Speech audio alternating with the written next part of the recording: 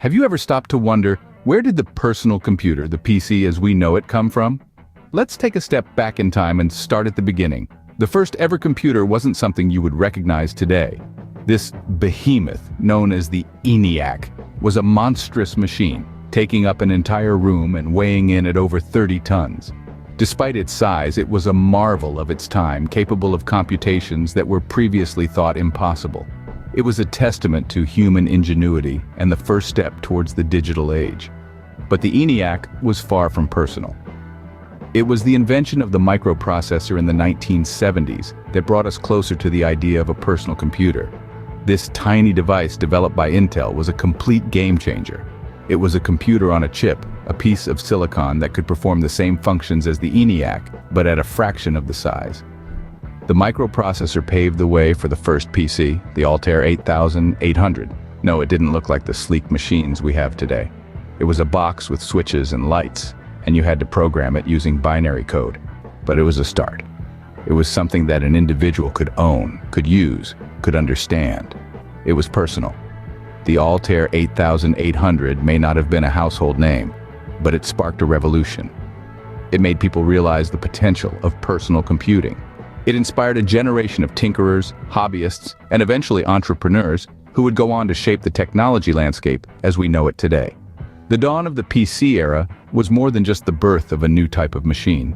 It was the start of a new way of thinking, a new way of interacting with technology, a new way of understanding the world. It was a revolution in every sense of the word, and it all started with a tiny chip and a box of lights and switches. And so, the stage was set for the personal computer revolution. Now, what happens when two tech giants enter the scene? Well, let me tell you, things get really interesting. The late 70s and early 80s, that was a time of big changes, big ideas. That's when Apple and IBM came onto the scene, and boy did they shake things up.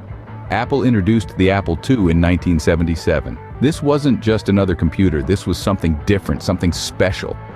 With color graphics and an open architecture, the Apple II was a machine for the people. A machine that brought computing to the masses. It was a symbol of the digital age dawning, and it set the stage for the personal computing revolution. But Apple wasn't alone in this new frontier. In 1981, IBM entered the fray with the IBM PC. This was a machine built for business, but it also found a place in homes across America. The IBM PC was reliable, it was powerful, and it gave Apple a run for its money. It was a sign that the PC market was maturing, that it was becoming a serious business. And then, in 1984, Apple changed the game again. They introduced the Macintosh, the first mass-market computer with a graphical user interface. This wasn't just about making computers easier to use, this was about making them more accessible, more intuitive. The Macintosh was a revolution in its own right, and it set a new standard for what a personal computer could be. So there you have it, the rise of Apple and IBM. Two tech giants changing the world, one personal computer at a time. They brought computing out of the labs and into our homes, our schools, our offices. They made technology a part of everyday life. The PC market was now a battleground with IBM and Apple leading the charge. And let me tell you, this was just the beginning. The best was yet to come. So when did the PC stop being a hobbyist's toy and become a household name, you might ask? Well, let's take a leap back in time to the early 90s, a pivotal moment when Microsoft unveiled a game changer, Windows 3.0.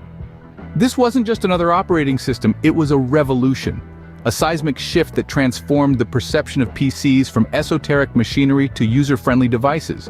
With the advent of Windows 3.0, PCs were no longer intimidating, but inviting, opening up a world of possibilities for the average user.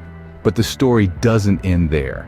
If Windows 3.0 was the spark, the internet boom was the kindling that set the world ablaze. The World Wide Web was rapidly expanding, and PCs were the vessels that connected people to this vast, uncharted digital frontier.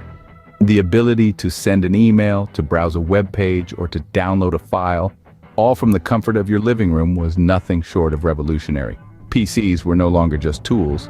They were gateways to a brave new world. Now, let's talk about gaming. PCs had always been associated with work, but the 90s and early noughties saw the rise of PC gaming. With the launch of iconic games like Doom, Half-Life, and The Sims, PCs became entertainment powerhouses, providing riveting, immersive experiences that were simply not possible on other platforms. The launch of Windows XP in 2001 further cemented the PC's place in the gaming world, offering enhanced graphics, improved performance, and a plethora of gaming titles. So to answer the question, when did the PC become mainstream? It was a gradual process, a confluence of technological advancements, societal changes, and visionary companies pushing the boundaries of what was possible. From the launch of Windows 3.0, through the internet boom and the rise of PC gaming, to the advent of Windows XP, PCs evolved from being a hobbyist toy to a household name. The PC was no longer a luxury, but a necessity. But how did we get from bulky desktops to sleek laptops and powerful tablets? Well, it all started with the evolution of laptops. In the early 90s, laptops were heavy, cumbersome, and lacked power. They were more like portable desktops than the laptops we know today. But then technology took a leap forward. Microprocessors became smaller, more powerful and efficient. Batteries improved, screens slimmed down, and suddenly laptops were not just portable, but practical too. And then came a game changer, Wi-Fi. With the launch of Wi-Fi in the late 90s, we were no longer tethered to our desks. The world became our office. We could check our emails at the coffee shop, write reports on the train, and stream movies in bed. Wi-Fi didn't just make our PCs portable, it made them essential. But it wasn't just about mobility, it was about connectivity too. With the rise of social media in the early 2000s, our PCs became our window to the world. We used them to share our lives, to connect with old friends, to make new ones. We used them to learn, to explore, to engage. PCs were no longer just tools, they were a part of our lives. And as our lives became more digital, our PCs adapted. They became smaller, lighter, faster. They became more intuitive, more personal. They evolved from machines into companions. And so we arrive at today. Our PCs are no longer just on our desks or in our bags, they're in our pockets. We carry them with us everywhere we go. They connect us to the world, to each other. They help us work, play, learn, create. They are not just a part of our lives, they are a part of us. The PC had now evolved to fit in our backpacks and connect us to the world. So, where are we heading next in the journey of PCs? We find ourselves on the brink of a new era, where PCs are not just about processing power and storage capacity anymore. They're about harnessing the power of artificial intelligence, virtual reality, and cloud computing. These technologies are not just buzzwords, they're the future, and they're here to stay. Artificial intelligence, or AI, is changing the way we interact with PCs. From predictive typing to voice recognition, AI is making computers smarter and more intuitive. It's like having a digital assistant that knows you better than you know yourself. AI is not just about making things easier, it's about making things possible that were previously unthinkable.